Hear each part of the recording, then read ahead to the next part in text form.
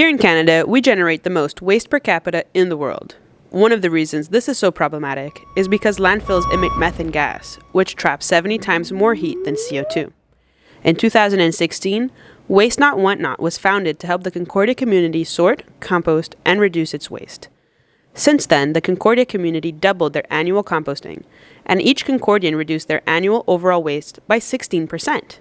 That is 2 months' worth of garbage per year per person.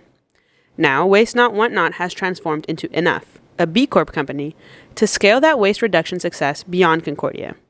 So here's what we need to know about composting and waste sorting. Composting is a process to transform organic waste into fertilizers that can be used to return nutrients back to the soil to grow more food. Composting emits far less greenhouse gases than landfills and keeps disintegrating materials from leaching into the drinking water and soil. At Concordia, we can do better. Concordia's diversion rate is 60% lower than the world median. According to Times Higher Education's 2022 edition of its impact rankings, Concordia's waste diversion rate was 28%, while the world median of the participating universities worldwide was 47%. Concordia ships the organic waste collected from Concordia campuses all the way to Ontario to get composted. This translates to 13% of the greenhouse gases that we save by composting getting re-emitted because of the transportation involved in the process. Concordia went from being the first university in Quebec to compost on-site to being the only university in Montreal that does not compost locally. In addition to demanding better from our institution, we should also be sure to properly sort our waste. The most important thing about composting is making sure that you do not put non-compostable materials in the compost bin.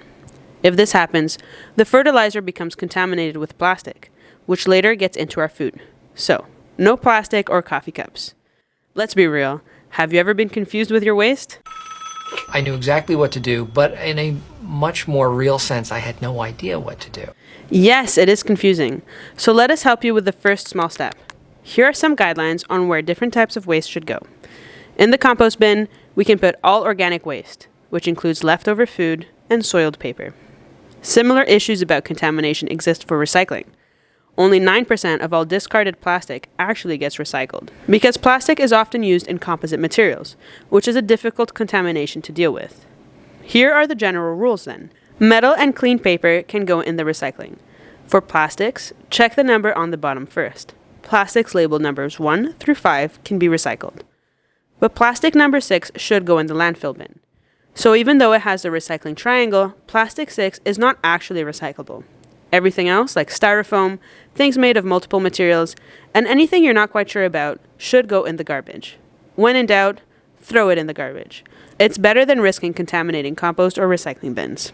At the end of the day, the best call is to reduce our waste. So try swapping out your single-use products for reusable alternatives. It's a lot easier than you might think. Feel free to ask us for more resources on how to make these kinds of swaps. We believe that this small first step will become our bigger step in fixing the waste crisis. It all starts with us.